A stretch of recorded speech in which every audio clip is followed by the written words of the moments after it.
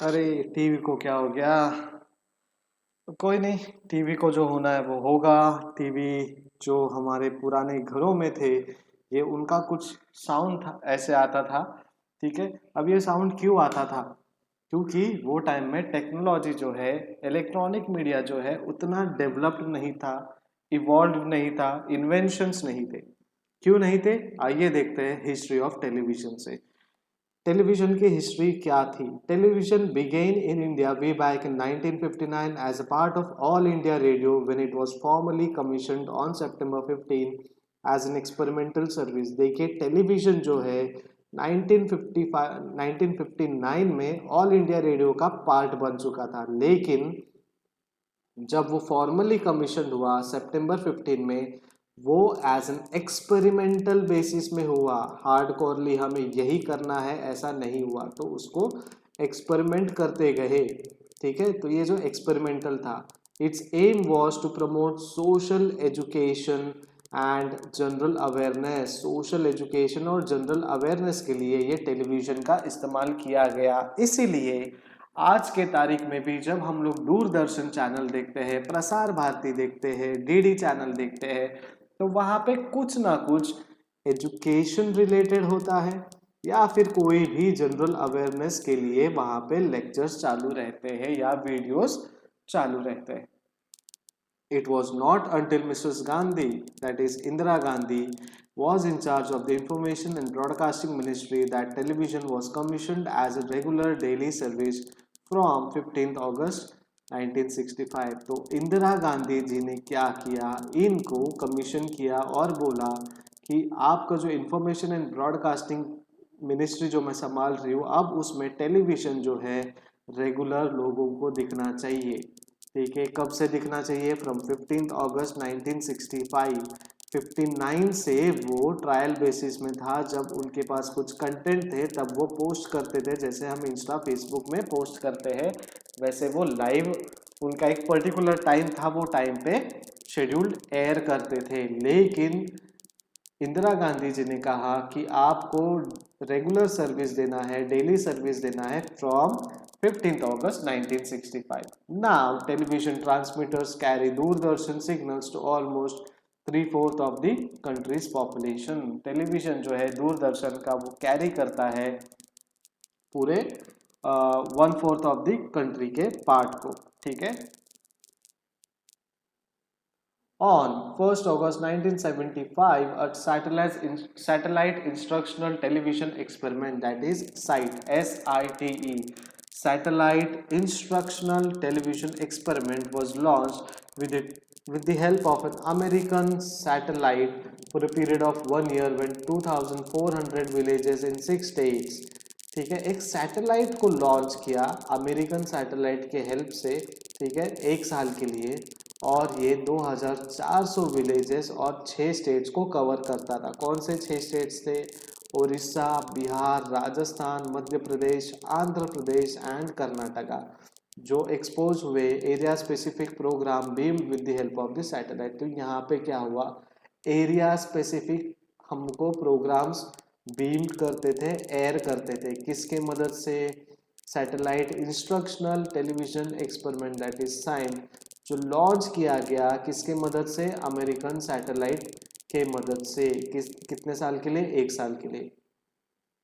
The experiment was successful and was universally lauded. The program content had three necessary ingredients of entertainment, education, and information. There was no denying that Doordarshan had become a catalyst to social change। Doordarshan क्या हुआ? Catalyst हो गया, और उन्होंने क्या किया? Social change को बहुत अच्छे तरीके से देखा।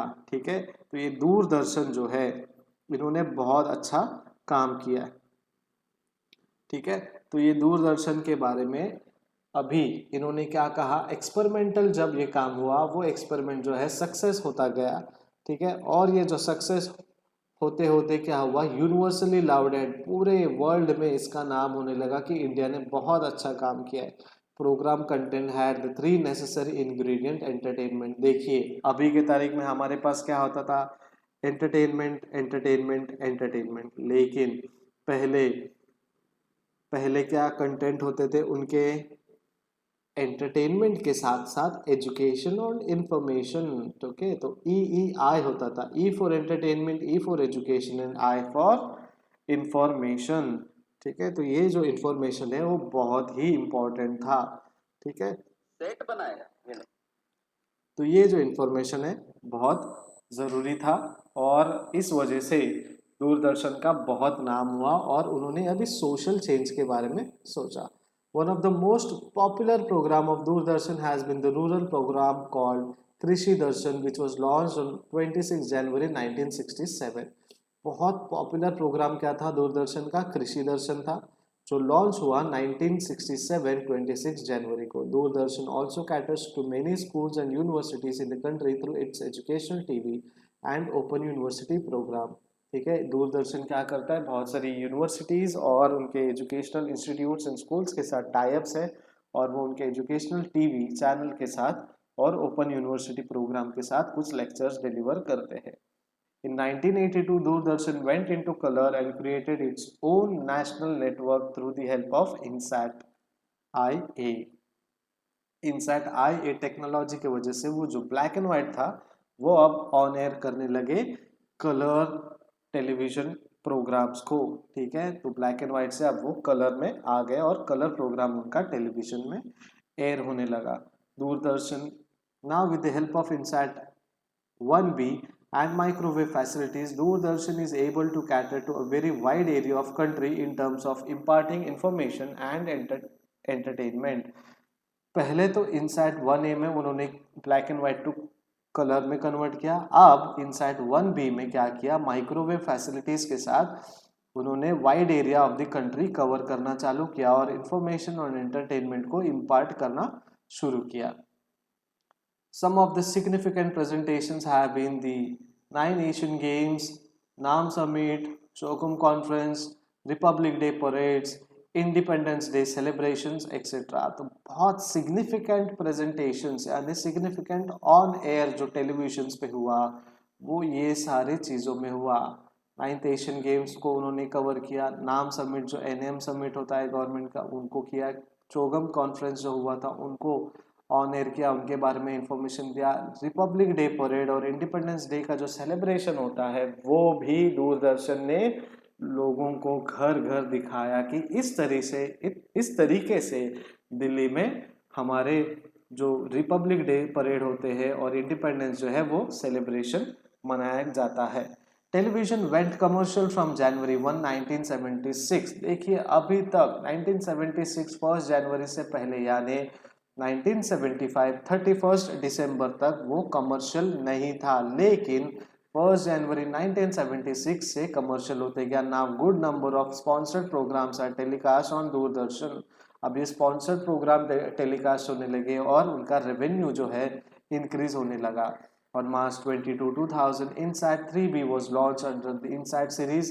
It has 3 Q-band transponder with 12 extended C-band transponder and C-band mobile satellite service payloads. This will double the capacity which was earlier provided by 7 transponder of INSAT 2B and INSAT 2C। देखिए आपको लगता होगा इतने technicalities के बारे में मुझे क्या करना है, लेकिन गलती से आप दूरदर्शन में गवर्नमेंट के रेडियो चैनल में गवर्नमेंट के टेलीविजन चैनल में आप काम करने लगोगे तो बेटा बेटी उसके जो हिस्ट्री है उसका जो पास्ट है वो जो टेक्नोलॉजी यूज करते हैं वो सबको नहीं पता होता है। अगर आपने इंटरव्यू में उनको बोला कि देखिए 1976 में कमर्शियलाइजेशन हुआ, 2000 में आपने इनसाइट 3B को लॉन्च किया, इनसाइट सीरीज का यूज किया, ठीक है, 12 एक्सटेंडेड सी बैंड ट्रांसपोंडर को आपने यूज किया, S band mobile satellite payload आपने सर्विस यूज किया, ठीक है, insight 2B and insight 2C को आपने प्रोवाइड किया 7 ट्रांसपोंडर्स के साथ। तो आपका जो अपॉइंटमेंट है बैठे बैठे आपको 5 सेकंड में 10 सेकंड में वो तुरंत लाके देंगे और बोलेंगे कब से ज्वाइन कर रहे हो। ठीक है, तो ये टेक्निकलिटीज आपको शायद अभी लगती रहेंगी कि नॉट नेसेसरी, बट जब एक्चुअली आपको इन्फॉर्मेशन की ज़रूरत और इन्फॉर्मेशन जो ज़रूरत आपने गेन किया है और उसने आपने ज़रूरत समय पे ज़रूरत लोगों को, ज़रूरत लोग कौन जो इंटरव्यू आपका ले रहे हैं उनको अगर बताया कि I have full knowledge about your industry, I have full knowledge about your channel, तभी जाके वो आपको तुरंत ऑन द स्पॉट अपॉइंटमेंट दे सकते हैं, देने के चांसेस है। Knowledge is very much important, चाहे वो टेक्निकलिटीज का हो चाहे वो थियरीज का हो, और दोनों का होगा तो well and good. Inside 3B, besides providing business communication, development communication and mobile communication, will also provide set for transponder from Swarna Jayanti Vidya Vikas Upagrah Yojana for Vidya Vahini and exclusive educational channel. Inside 3B ने क्या किया? Besides providing business communication, उन्होंने business communication भी दिया, ठीक है, development किया communication और मोबाइल कम्युनिकेशन में, ठीक है, प्रोवाइड किया सेट ऑफ ट्रांसपोंडर्स, ठीक है, किसके लिए? फॉर सुवर्ण जयंती विद्या विकास उपग्रह योजना। इस योजना के तहत उन्होंने विद्या वाहिनी के लिए ट्रांसपोंडर्स प्रोवाइड किए, और वो एजुकेशनल चैनल जो है एक्सक्लूसिव हो गया सबके लिए, ठीक है। Now present scenario of radio and television. आज के तारीख का जो सिनेरियो है टेलीविजन और रेडियो का, वो क्या है? Presently, All India Radio is utilizing satellite service for transmission of its program throughout the country with radio networking. With introduction of radio paging service, FM transmitter has become the landmark of All India Radio. All India radio क्या कर रहा है? Satellite को utilise करते हैं, वो programmes को satellite के थ्रू कंट्री में पूरे वर्ल्ड में नेटवर्किंग में वो प्रोवाइड करते हैं, ठीक है। उन्होंने जो इंट्रोडक्शन किया है रेडियो पेजिंग सर्विस का और एफएम ट्रांसमीटर का, वो उनका लैंडमार्क है। किसका? ऑल इंडिया रेडियो का लैंडमार्क है, और उस वजह से उनका नेटवर्क और बढ़ते जा रहा है। Today all India radio counts among the few largest broadcasting network in the world to serve the mass communication needs of the pluralistic population of India. The network has expanded gradually, imbibing new technologies and program production techniques. All India radio जो है उन्होंने बहुत सारा counts कर लिया है, broadcasting networks बना लिए पूरे वर्ल्ड में, और वो मास कम्युनिकेशन सर्व करता है। Network has expanded gradually, imbibing new technologies and program production technologies. नए टेक्नोलॉजीज को और नेटवर्क्स के साथ काम करते करते उन्होंने क्या किया? बहुत सारे लोगों तक अपने नेटवर्क को एक्सपांड कर लिया। Three tier broadcasting. All India Radio has evolved a three-tier system of broadcasting, namely national, regional and local. तीन टायर कौन से हैं? national, regional and local. It caters to the information, education, entertainment needs of the people through its various station spreads over the length and breadth of the country. They provide news, music, talks and other programs in 24 languages and 146 dialects to almost the entire population of the country. Three tier मतलब national tier, regional tier and local tier, ऐसे तीन चीज़ों को मिला के तीन tyre बनते हैं। अरे सबका अलग अलग टायर है, ठीक है। अब ये क्या करते हैं? न्यूज़ भी प्रोवाइड करते हैं, म्यूजिक भी प्रोवाइड करते हैं, इंफॉर्मेशन भी देते हैं, एजुकेशनल इंफॉर्मेशन देते हैं, एंटरटेनमेंट भी प्रोवाइड करते हैं। अब एंटरटेनमेंट वो टाइम में क्या था? Music, music and music. जो भी बॉलीवुड के म्यूजिक बनते थे वो होते थे, प्लस कुछ चैट शो होते थे, जो आज कॉफी विद करण हम लोग बोलते हैं, तभी वो chat show all India radio में होते थे। और अगर ऑल इंडिया रेडियो में आपका चैट शो आया, that means you are one of the good और अकाउंटेबल सेलिब्रिटीज।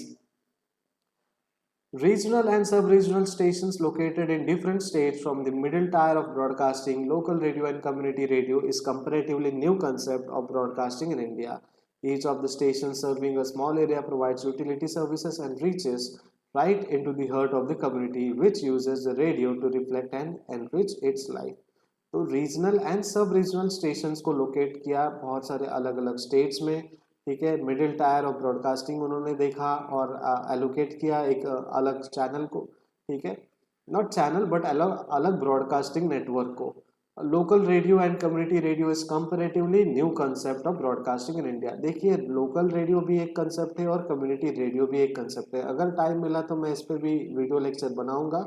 अगर आपको लोकल रेडियो और कम्युनिटी रेडियो में ज़्यादा इन्फॉर्मेशन की ज़रूरत है तो आप मुझे कमेंट में बोलिए कि sir please make video on local radio and community radio, तभी मैं वीडियो बना सकता हूँ। अदरवाइज हम लोग इस पर वीडियो नहीं बनाएंगे। लोकल वीडियो मैं जस्ट कंसेप्ट बता देता हूँ।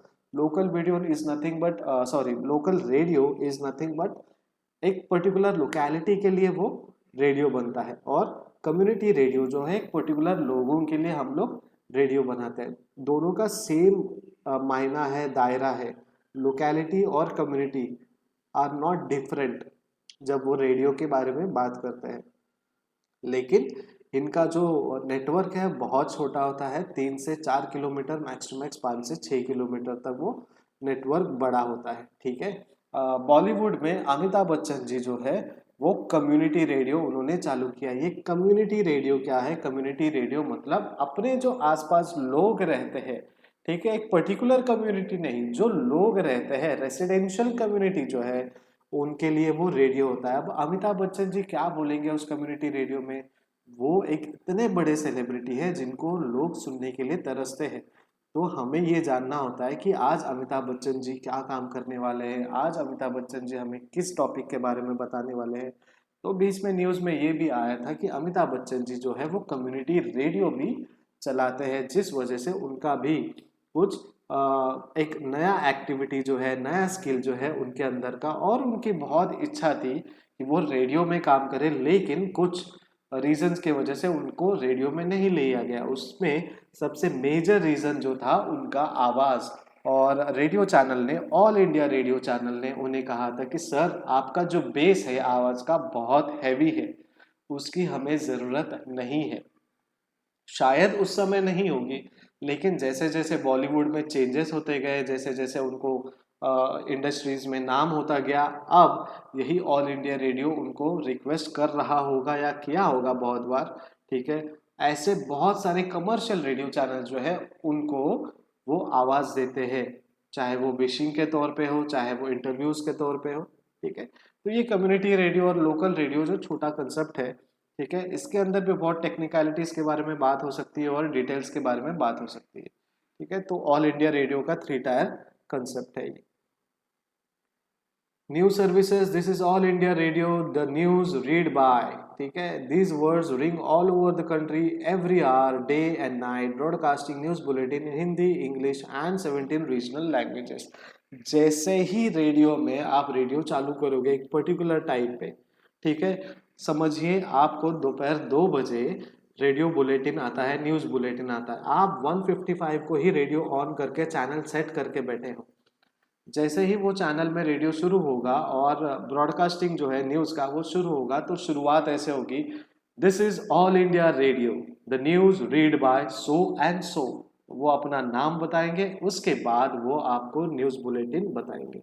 और ये न्यूज बुलेटिन जो है हिंदी में होता था, इंग्लिश में होता था, और 17 रीजनल लैंग्वेजेस में होता था। अब ये 17 रीजनल लैंग्वेजेस में क्यों होता था? क्योंकि ये गवर्नमेंट ऑपरेटेड न्यूज चैनल और रेडियो स्टेशन था, इस वजह से कंट्री में जितने ऑफिशियल लैंग्वेजेस थे उनको सर्विस देने के लिए इन्होंने रीजनल लैंग्वेजेस में भी रिकॉर्डिंग करना और डिलीवर करना शुरू किया। The bulk of air news, that is All India radio news, comes from its own correspondent spread all over the country. जो भी न्यूज आता था बल्क में, उनके करस्पॉन्डेंट्स थे जो ऑल ओवर कंट्री स्प्रेड हुए थे। It has 90 regular correspondents in India, has 7 special correspondents, and reports in 246 part correspondent stations in different countries। तो उनका इतना बड़ा नेटवर्क है जो आपको ये सारे न्यूज़ प्रोवाइड करता था। रोल ऑफ इलेक्ट्रॉनिक मीडिया जो है हम अगले लेक्चर्स में, अगले वीडियो में बात करेंगे। इसके लिए अगला वीडियो हम बनाएंगे और आपके लिए पोस्ट करेंगे। लेकिन आज के लिए आपके पास जो इन्फॉर्मेशन आया है आप नोट डाउन कीजिए, ठीक है, उसको अच्छे से याद कर लीजिए और कुछ इस तरह से अपने नोट्स को बनाइए और कहिए, this is All India Radio chapter and topic and I am going to study so and so topic and so lesson. इस तरीके से आप उसको रिहर्स भी कर सकते हो या फिर फनी वे में रीड भी करके याद कर सकते हो। ठीक है। आई होप आपको सारे कंसेप्ट पता चले। हिस्ट्री ऑफ टेलीविजन आपको पता चला, और रेडियो में जो 2 टायर 3 टायर्स जो है वो पता चला, टेक्निकलिटीज के बारे में पता चला। ठीक है। तो आज के लिए यहीं तक, अगले वीडियो में मिलेंगे, आपको रोल ऑफ इलेक्ट्रॉनिक मीडिया के बारे में बताएंगे। Thank you so much, have a good time, bye bye.